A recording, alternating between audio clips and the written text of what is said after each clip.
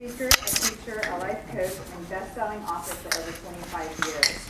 He is a former Nordstrom store manager and has managed in the corporate world for over 40 years. He specializes in teaching people the benefits of living a life of gratitude and specifically the advantages of using a daily gratitude journal. As the author of the Brooke's Daily Gratitude Journal, Happiness Starts with Gratitude, and Gratitude Nuggets to Chew On, David will show us the transformative power of gratitude. He was recently featured on New Day with Margaret Larson on King TV and Chat with Women on KXI Radio. With 300 gratitude videos posted on YouTube, over 35,000 viewers have seen his message, and he's now considered a leading authority on gratitude and how living a life of gratitude can enhance and improve your life. Please join me to welcome David George Brooke.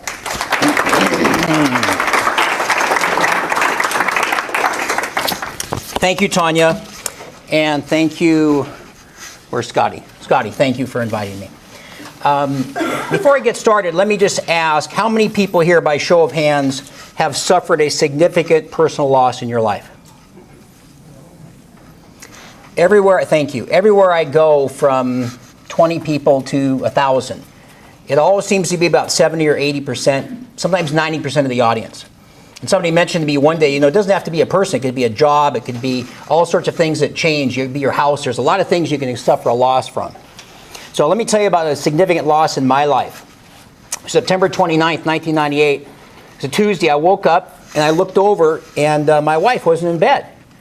And I thought, well, that's very strange. I wonder where Dana is. And so I get up, and just as I get up, Connor, my 4-year-old, comes walking in. Where's Mom? I don't know.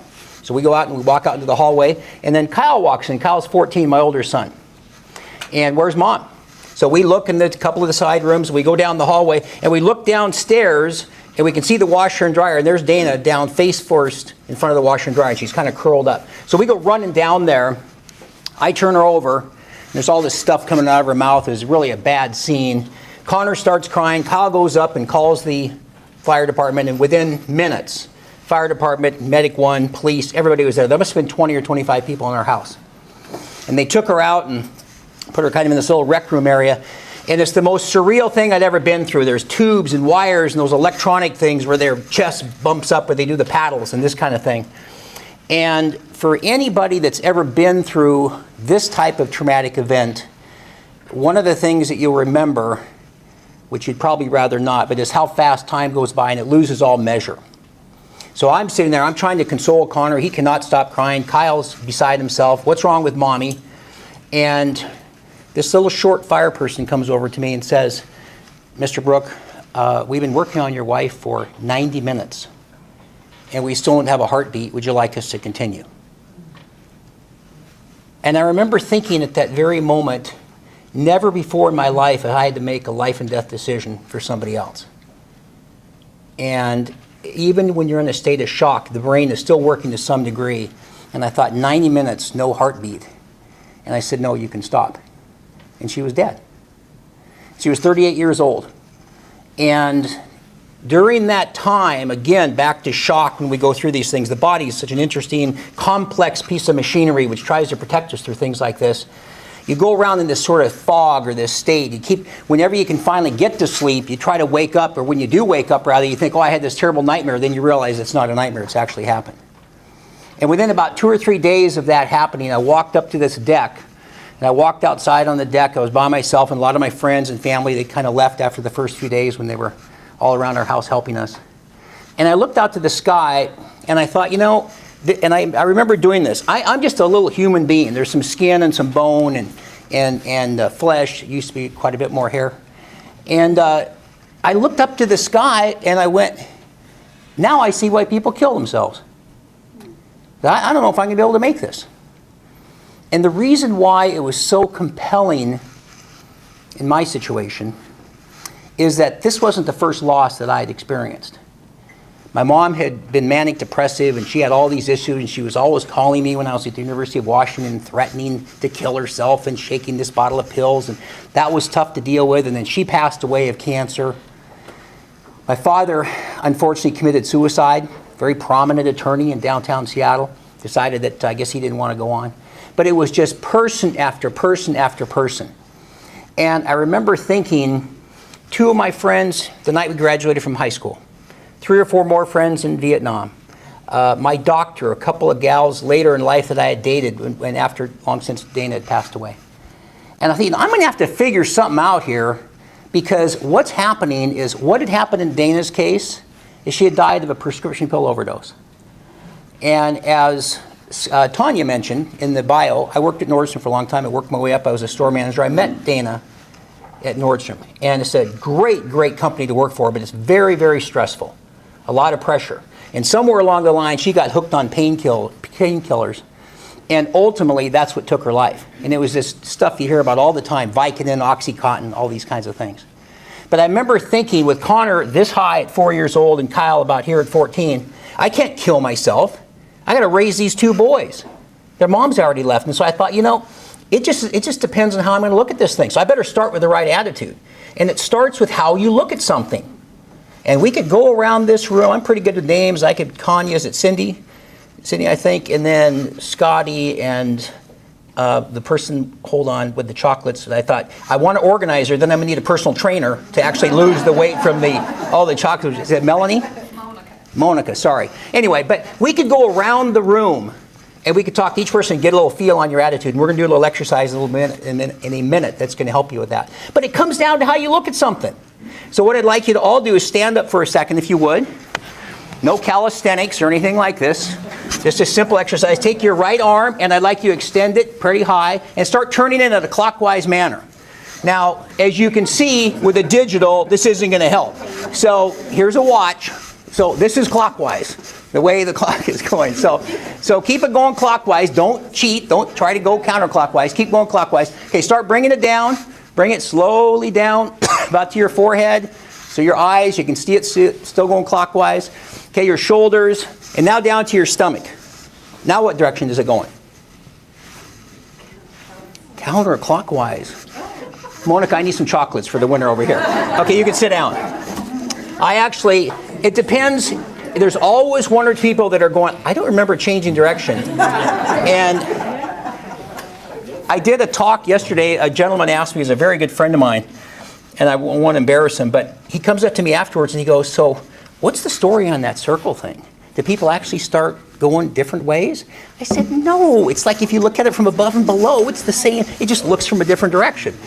I thought he was joking. He actually was serious. But so what I realized is that you have to decide, and as I said, even sometimes in smaller groups, I'll go and name everybody I name just to prove a point about paying attention.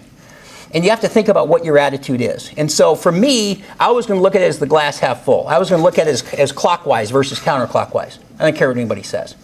And I realized, too, that I was very fortunate. I was never a drinker, smoker, drugs, any of that kind of crap, which it all is. But that stuff kills people all the time. It killed Dana. And I noticed that what happened is that we are running out of, or at least we don't have effective coping mechanisms. And I literally stumbled upon gratitude as a coping mechanism. And this buddy of mine says to me, you need to get a gratitude journal. But before I got to that point, I thought, you have to decide who you are in terms of, are you one of these people that's the exception, or are you one of these people that's the rule? Is it clockwise or is it counterclockwise? And it's a personal decision.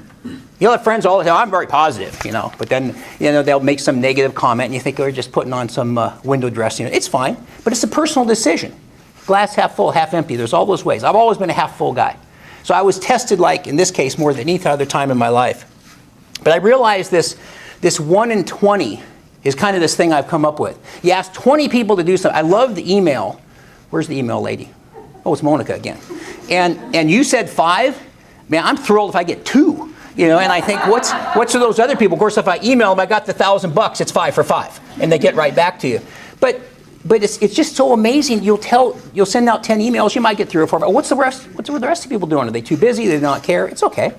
You'll ask 20 people, I need you to buy a book or get a book. I find 1 or 2 people will get it. So you guys have to decide, are you one of those people that's the 1 or are you the 19? And where this started is Dana had been hooked on prescription medication, as I mentioned.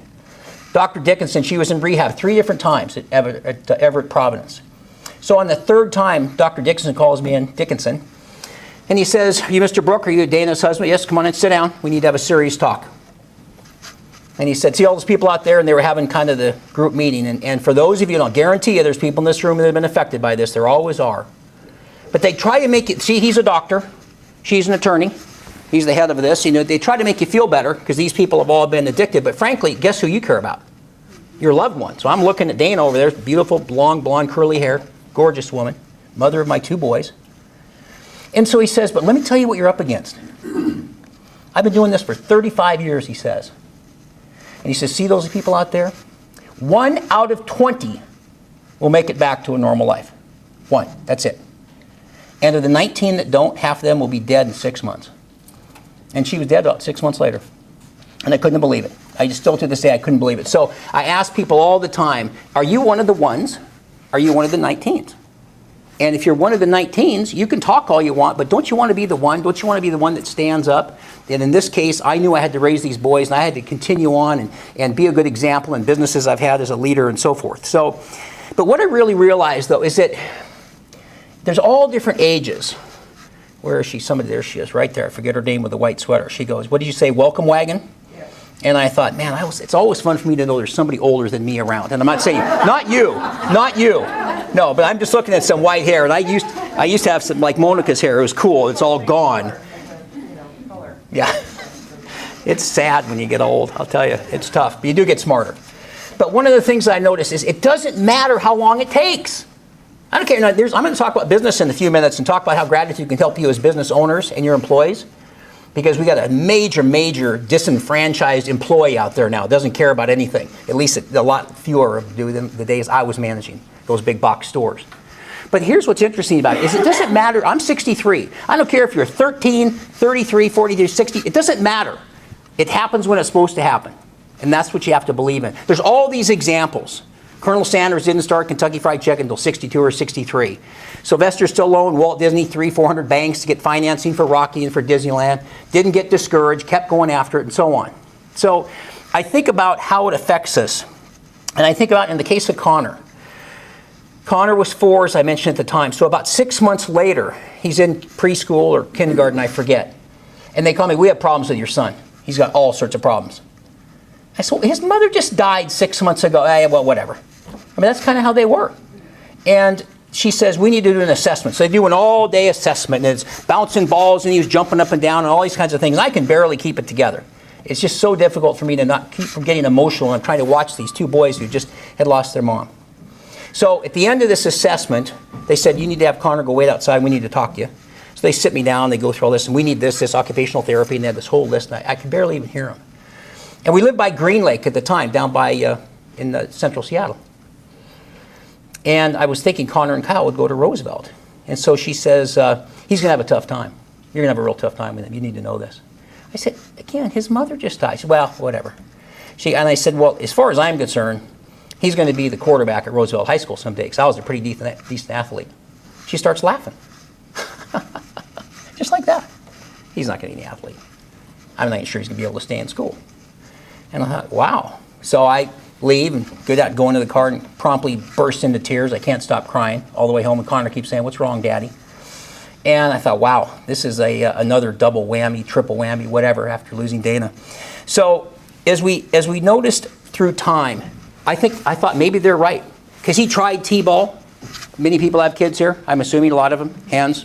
You don't have to raise your hands. Don't make me raise my hand again, they say. But here's the thing with the tee. The ball doesn't even move. It's just sitting on the tee. How do you miss it?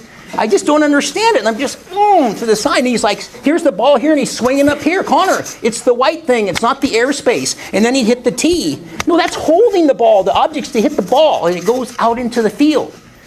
So he struggles with T-ball and coach pitch and all those different things. But he kept hanging in there over and over again. Never gave up.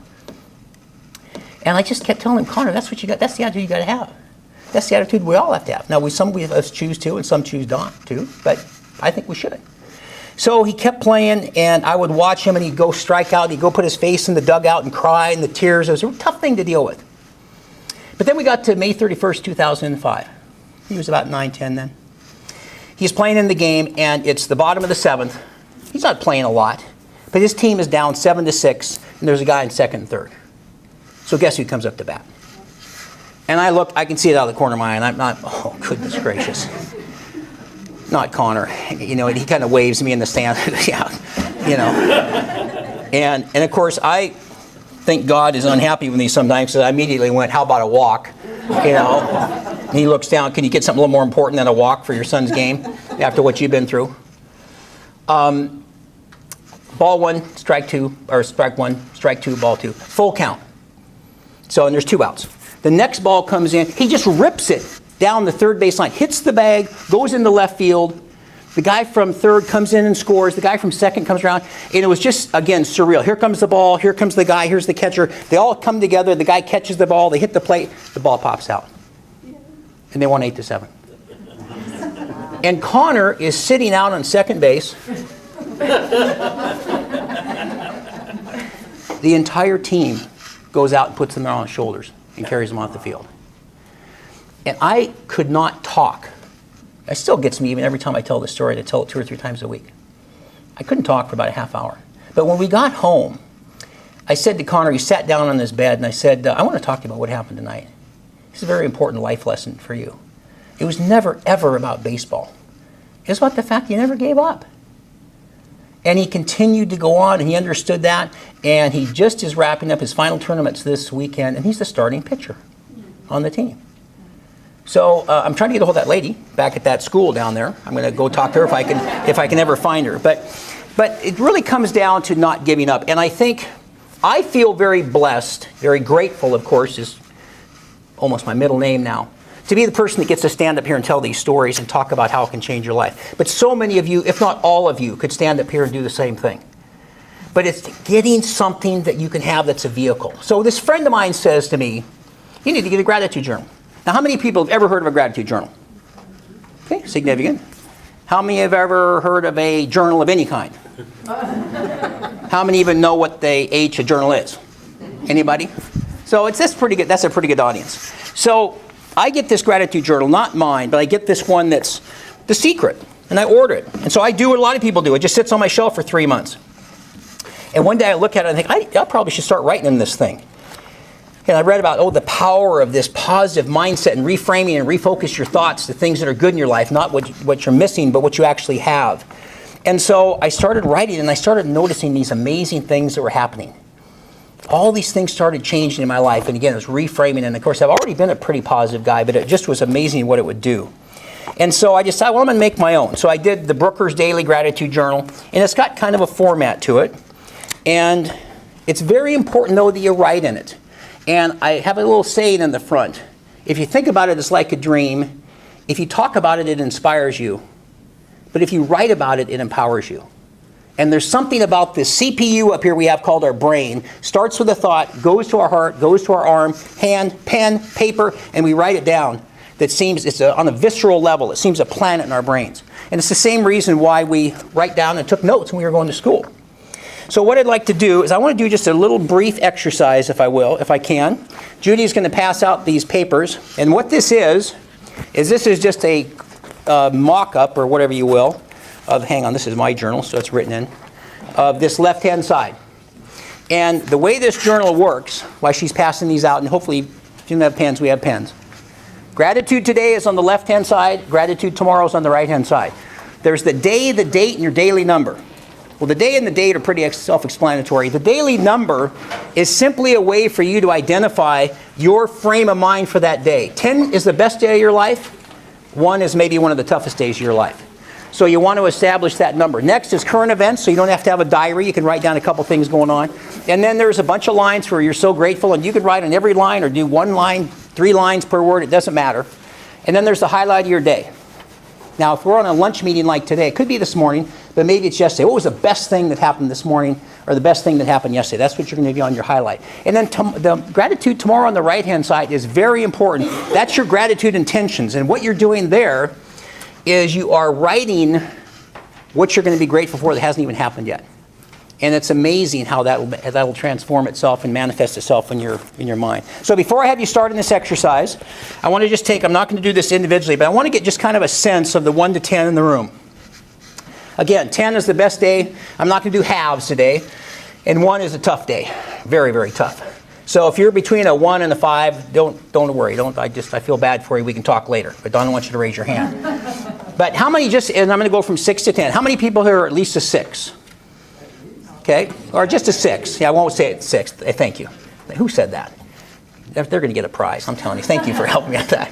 At least? Yeah, you're right. Okay, how many are a 7? Okay, couple. How many about 8?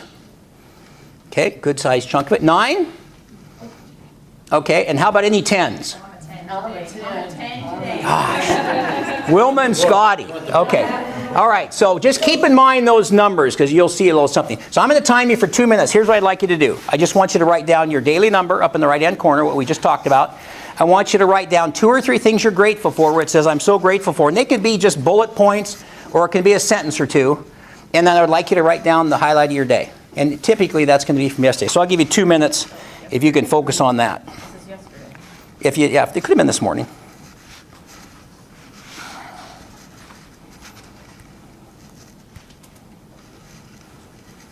Get paper. Okay. No paper. Didn't give you paper. Handwriting. I can't. You stood out because you're wearing yellow. I knew.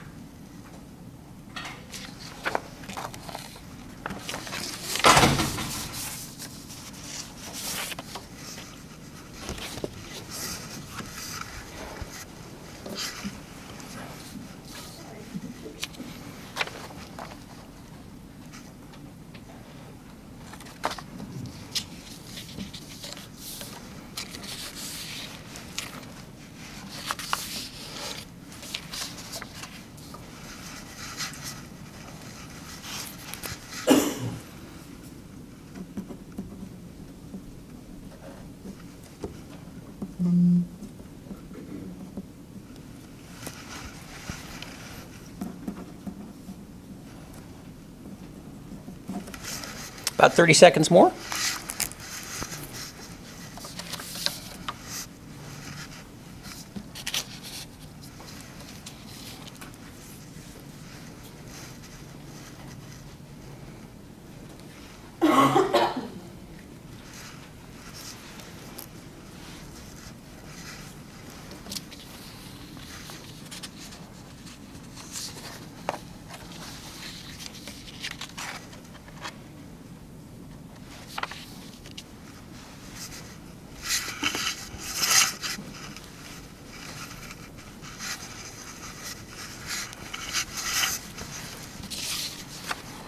Okay, time's up.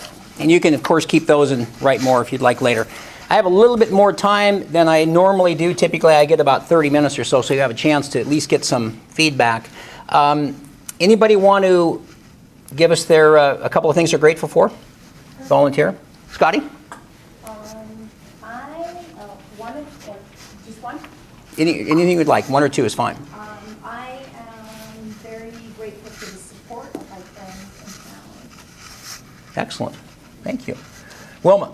First 3 words I wrote was love, life, and laughter, and then family and friends, and then I wrote Bible reading and books. Mm-hmm. And of course, I love your shirt too, which is Oh, my t-shirt. perfect for the day. Yeah. Anybody else? Yes, sir. Jesus. Excellent. Amen. That's a good one. Absolutely. Yes. Health, and working for a living, able to earn my own keep. Mm-hmm. Excellent. Yes. Didn't you have your hand too? No? No. Yes.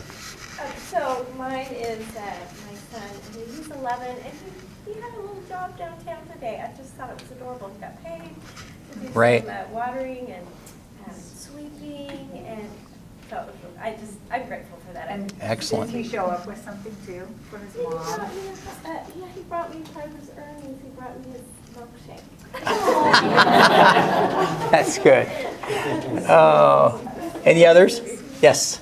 I wrote the opportunity to meet new people. Oh, yeah. Well, that's very good. A lot of people don't know how to meet new people.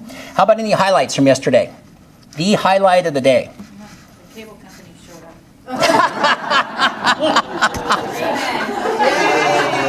But it's still not fixed. So Cindy, I'm hoping that, Nancy. I hope that over a course of a normal week, that wouldn't be the biggest highlight, but that's still a good one. Going on for 6 months. Oh, okay, maybe so. Scotty? My highlight of my day yesterday was securing a commercial client for my new business on the first official one. Excellent. Wilma? I was learning to use my new gift that my family gave me, so I'm learning the text and I'm learning to draw. Excellent. Well, I love this. Okay, so I'm sure you have a lot of really good ones on there, especially highlights of the day and so forth. But so let me now just kind of check it now. After doing that exercise, just taking 2 or 3 minutes. Now, how many people are a 6? No, I learned my lesson the first time. This is 6. You know what's coming. How about 7? Couple. How about 8s? How about 9s? And how about 10s? See, a bunch more hands. Thank you. Well, I tell you, if there's not more hands, I just leave. I just, what happened to the speaker? He just left. It just didn't work out the way he wanted to. I'm always amazed. There's always a ton more 7s, 8s, 9s, and 10s. And that's just a 2-minute exercise that shows you how differently it can be framed. And speaking of framing things and how you look at stuff, flip your page over. And if somebody'd like to tell me what that says. Now here, What is it? now here. I used to teach Opportunity this now here. Does it say anything else? Now where? Nowhere. And there's something about opportunity and snow in there too. And snow is here too. You'd be surprised. I have done this for accountants. Don't ask me why it's them. And it's always the same thing every time. Opportunities nowhere. And I go, aren't they now here? And then they go, oh yeah. And I'm not trying to. Hopefully there's no accountants in the room. But it just is another one of those examples of how we look at something, and it makes such a big difference. Now, what I noticed too is that by having this and how it changed me, I realized that back to this 1 in 20, you got to break through that. There was a gal that worked for me. This was years ago, long before before Dana died, and I was doing I was still very grateful, and I was paying attention to how some of the stores I ran for Nordstrom, 400 or 500 employees, a lot of employees, and so. I was even doing some of that 1 in 20. You need to be the exception rather than the rule is maybe what I said at the time. But this gal says to me, I'm going to be the 1. I'm not going to be the 19. You watch. I'm going to make a tremendous success out of my life. And then she gets pregnant by one of the other guys that work in the shop, you know. And so I said, well, she says, well, I'm going to have the baby. And that was good. And I'm not a believer of abortion. But so she says, I'm going to move to Texas. I'm going to go down there. I'm going to stay with my mom and have the baby. And you watch. I'm going to turn my life around. And so it's maybe a year later, and her name was Tracy, and I'd forgotten about Tracy. I had to get a call one day, and it's Dave, it's Tracy from Texas, and I had to kind of reorient the picture. Oh, sure. She goes, I told you I'm going to be the 1, and I turned my life around, just like I told you I was going to do it. You were going to use me in stories someday. So I said, she goes, well, I had my baby, and what's his name? His name is Bobby. And she goes, that's right. She goes, and I met the man of my dreams. And what's his name? His name is Dan. Well, that's fantastic, Tracy. I'm so excited. What does Dan do? Well, he's on work release right now. I can still remember just looking at the phone and thinking, that's turning your life. I was sure she was going to say she married the mayor or something. You know, it was just like one of those things. So, but it really does matter in terms of how you look at it. It's the same thing with a circle exercise or this thing nowhere. So I want to talk a little bit about, and I want you to think about, you have to answer this, but I want you to think about if you're the 1 or you're the 19. And I used to ask the audiences that, but I always thought every single person would say they're a 1. Are you the 1 that's going to do it, or are you the 19 that are full of baloney or something? So I say, how many are 19s? A bunch of hands go up. Just going, okay, next exercise. So I started thinking about how is this gratitude thing going to apply to the work world? And I told Tanya, I mentioned that I've started really talking about those of us that have businesses, and whether it was Nordstrom, I ran those Lowe's stores for a while. We've got so many disengaged employees now, and it starts with us as business owners and as managers and the people that are at the top of these heaps, if you will. You look at Herb Kelleher that started Southwest Airlines, one of the most profitable airlines of all. Used to be throwing bags down there, setting the great example down there with the guys in the bellies of the plane and so forth. And not on a regular basis, but occasionally. So I came across this the other day, and it says, Americans hate their jobs. And you've heard that a lot, and you don't know what the percentages are, but you know it's true. It says just 30% of employees are engaged or inspired at work. 52%, so slightly over half, have a perpetual case of the Mondays. They're present, but not particularly excited about their job. And you know, they say don't ever buy a car that was built on Monday and so forth. This is my favorite. The remaining 18% are actively disengaged, or as the head of this report says, they roam the halls spreading discontent. And we all know those people. Now they happen to spread it on smartphones more than they do in person, but same deal. The cost of the U.S. businesses is $550 billion annually in lost productivity. No wonder companies have been looking for ways to make workers happier. So I think about gratitude and how, again, I'm assuming most people here are owners, or when you're at the chamber and responsible for companies, businesses, you all went around and introduced yourself. But if it starts with you, that's the best way you're going to be able to affect these employees. And I got a number of awards and things at Nordstrom and stuff, and I never had anything bigger than the golden rule. I never started a sentence without, you know, Tanya, will you do me a favor? Can you put the flag away? I don't think I ever started a sentence, anything, is it okay? Do you have a second? Do you mind? And I'm a big mucky muck, $60, $70 million store. It made no difference to me. But what I did notice change is that there used to be 3 things employees wanted in a job. This is 20, 30 years ago, the survey said. Appreciation and recognition, being in on the know, and help with personal problems. Now those are still in the top 10, but the brand new survey just came out and they've dropped way down. I think appreciation and recognition is still a factor, but the number one runaway, millennial, generation, whatever it is that these people want is purpose. And you're seeing it a lot more now. People are not working for the money that they used to be. They're volunteering. Encyclopedia. Thank you. Is all volunteer, so that all these people, and it's purpose, goals, and responsibilities are the new big 3. Now, appreciation and recognition is still going to be part of that. But what I noticed with the success that I had in managing people is that it's just like being a parent. Whether you're managing people or managing employees or managing your children, if you're raising them, the number one, I get this question all the time as I went through and I got all these promotions and stuff. Well, how are you so successful and all this kind of thing? And I only had one answer the entire time. They go, do you have extra education? Did you know the Nordstrom family? Did you know, all this kind of stuff? And I said the same thing every single time. It's the example you set. I got called to manage this Lowe's store up in Mount Vernon 4 or 5 years ago. And a store opened at 6 o'clock. I live in Bothell. We'd like to manage. That's good money and everything. And I said to the people there, I said, well, when does the store manager usually get here? The guy before me got fired. 7. I said, the store opens at 6. So I got up every day at 4 and I was there at 5:30. I don't understand. Why would you not be there first or near the first if you're the store manager, the leader of this group, 200 people, something like that. And so the whole thing, the self-confidence, the self-esteem, everything through this gratitude journal, when you reframe and refocus your mindset into one that's positive, it filters and affects everybody around you. Somebody mentioned their health, and I don't tell people how to write in this journal, but I'll tell you, if your health isn't close to number 1, I don't know what is, because without that, you don't have anything else. But then family and friends and God and all these different things that are in your personal life, it'll affect everybody around you. And I noticed that what the surveys have said now, higher retention rates, lower turnover, highest engagement, decreased absenteeism, and then finally much higher productivity. Connor had me as his role model. He just graduated from, I know it's kind of smart, hard to see, but there he is. He was that high when Dana died, and he is 6'2" now, and as I mentioned, the starting pitcher and is doing extremely well. He's going to San Diego for college, but he's watched me over all these years manage people and raise he and Kyle. And he said to me the other day, Dad, what is with some of these employees? He works at Costco. He's already figured out to get his transfer down to San Diego. And he goes, one of my friends comes and says, let's go do water skiing or something. He goes, I have to work, and the guy goes, just call in sick. He goes, I would never call in sick. I have a job here. I mean, he's already gotten some promotions and things. So it really, really comes back down to if you embrace and share gratitude yourself, if you set the best example.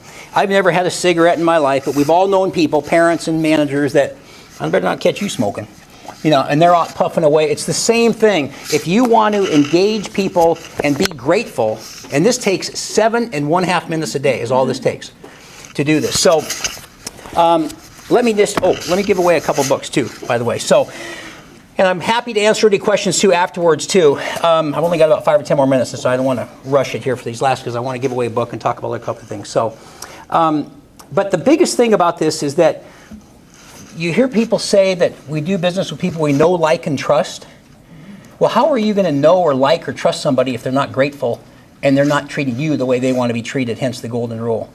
And I used to get so irritated at Nordstrom because they all acted like it was some magic and it was just treating people with respect. And all gratitude did is fill in the blanks and make me even that much more compelled to do the right thing and treat people the right way. So anyway, so here's what I want to do. If you can take out your business cards, because I'm going to give away a book, possibly a couple.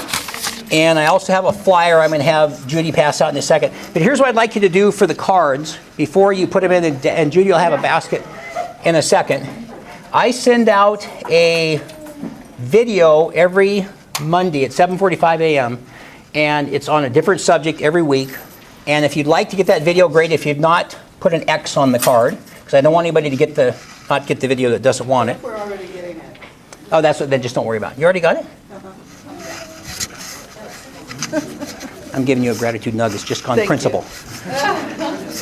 And then the second thing is that a lot of people have asked me over time, I've started doing this, I do coaching. And having gone through what I went through, I put together a 7-step program, and I'm very passionate about where I am. Because there's times I thought, boy, I need to find a bridge somewhere. And when I found gratitude and found these ways to really put my life back on track, you meet so many people that get a derailed life. So I do a complimentary coaching consultation for 45 minutes for those that are interested in considering being coached. I never coach people that I think are either not needing of it or don't want it. I don't want people to think they need to be coached. I want people that want to be coached. So if you'd like to do that, put a C on the card, and I will follow up with that. And that's just a free 45-minute consultation. So in the meantime, go ahead and we'll pass the basket around. Judy is also going to... Can you repeat the video, the instructions for what to do on the card? If you don't want the video, put an X on your card. If you want a complimentary coaching consultation, put a C. And then just put that in and we'll draw for a book in a second. So I also have a flyer. I'm very, very appreciative. I get many, many referrals. And so Judy will pass out those. Oh, you've got them. And so I really, really appreciate that. I would like to mention one more thing. And actually, I think I'm going to give away 2 books today. I want to talk about this book for a second. This is called Ready, Aim, Captivate. And here's Deepak Chopra, Dan Janelle, there's myself, some really well-known people. And this is one of those I heard about. If you submit an entry, we will consider to see if you can get into this book. It's called Ready, Aim, Captivate. It's put magic in your message and a fortune in your future. And it talks about what drives us, these people that have these passions like I do about gratitude. So 27 entries. And I got the emails, sorry, is all it said in the subject line. And then on the 28th, I got accepted. And it's another example, and these are just mine, but there's so many things I like to remind people of. You just can't give up. And there it is. Live life with gratitude, David George Brooke, Bothell, Washington. But it's an example of not giving up. So very, very important. So, okay. And so you've got my cards and flyers. Anybody that you know that needs a gratitude speaker, please let me know. And I'll be happy to follow up. Cindy. Is it Brinkman? Holy old cow. You're the winner. Okay, so you guys can applause or anything like this. Okay, so now you didn't applaud enough, so I'm going to do a second book. Let me tell you what happened to me last week. So I'm going to give you this book, Miss Cindy. So I gave this person a book, 200 people. She comes up with big applause, a little bigger than this one. It's okay. And they go like this.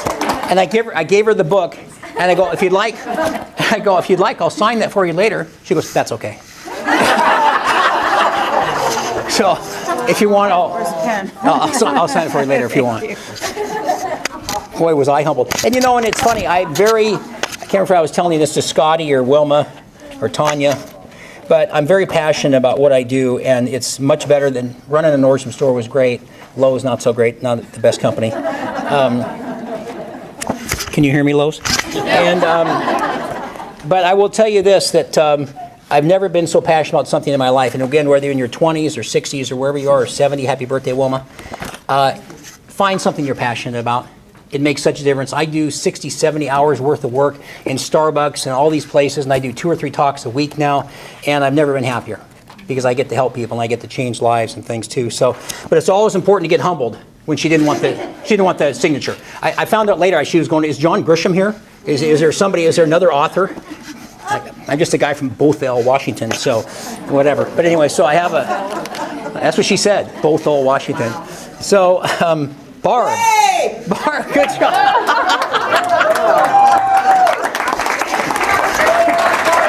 Thank you, dear. Thank you. Thank you, Barb. I'll give you the $20 later for saying that. I thought I was 30. So, it does, what's that? I'm really grateful for the large print. Oh, I know. Yeah, and you know why? And sometimes, Cindy, I must tell you, so you don't think I'm a complete, I do a lot of schools now. So sometimes I grab the one with the big print, and somebody came up to me, what is this, see Spot Run and see Dick Jane? I go, I'm sorry, I brought the wrong book. She goes, do you think I'm that hard to see? And I went, can I have my book back? In fact, it's funny because back to the gal that said you don't have to sign it. And it reminded me always, one of my videos was confidence and humility. It's important to be confident, but always be humble. And people ask me all the time, well, you've done 300 videos. How do you keep coming up with a new idea?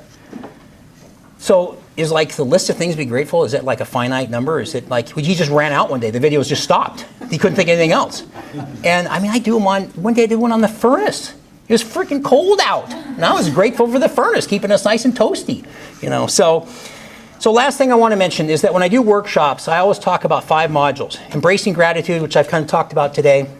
It takes as long as it takes. You got to clear out your brain. I do some really neat exercises about getting junk out of your brain, because we all have junk.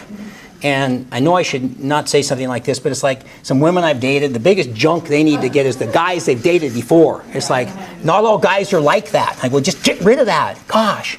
And then I tell people, when you go out in your car today, there's this big windshield out here. It's this big and it's this wide. If you notice how big it is, and then if you notice the rear view mirror is about like this, well, kind of use your life that way. You know, look mostly forward, and you know, if there's blue lights in the little rear view mirror, I get that, pull over. But you know, but keep that in mind and stuff. So then, so clear out the brain is number 3. A gratitude journal, and journaling it every single day, 7 to 8 minutes, will change your life. And the last thing is sharing gratitude. And I mentioned, I keep forgetting if it was Scotty or Tony about this starfish story. And so people have heard the starfish story, but when you get to share something, when you get to change one life, I have a lot of times that I get the tears, and I love the story, and can I buy a book? And it's just absolutely gratifying, like nothing I've ever done.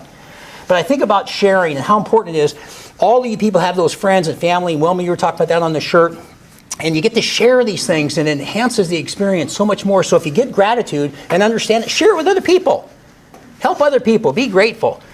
And it's such an important concept. It just makes this whole thing bigger. So last story, I've been fortunate enough to fly for a long time. I've had a lot of interesting situations in an airplane. Some were kind of scary, and but you learn to really pay attention to what your instructor said. But I was caught down by ocean shores in between layers, and I'm a VFR pilot, visual flight rules, and I was in between cloud layers.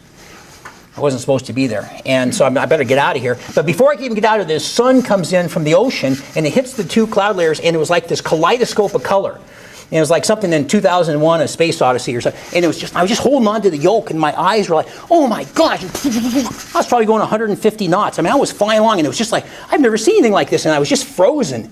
And then, bam, I just popped out and went out, and there was the ocean, and there was the water, and I went, oh my God, that was so cool. And I looked to my right and I go, wasn't that like the almost incredible, coolest thing you've... Oh, I was flying by myself. And nobody ever got to see that. I never got to share it with anybody. And to this day, I'm the only one that gets to remember those colors and how incredibly surreal that was and how neat it was, what that kaleidoscope effect was like. So I tell you from my experience, and hopefully through some of the exercises, gratitude can change you, it can transform you, and in my case, save you, because it truly saved my life. And it can save you guys too. Thanks a lot.